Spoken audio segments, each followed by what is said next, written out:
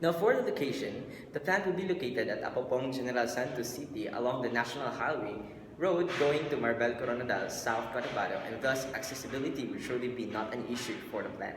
Several considerations have been included in the selection of the plant site. The factors include the conduciveness of the place as a source of raw material, which are the malunggay leaves and calabash tree fruits. General Santos City is one of the biggest agricultural industries in the country, and raw materials are very much available in the area. Second, the nearest river in the area called Silway River is a Class C, and thus dumping of wastewater could not be a great issue as long as it conforms to the standards of the DENR.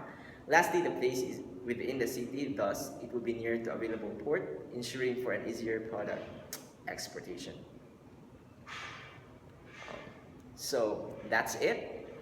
And for the team, by the way, I am Jonathan Agbayani, the CEO of the Zija Incorporated, and I have with me my teammate Forsha Alfeche, the Chief Operating Officer, and at the same time, the Financial Manager. So thank you for your time and good day.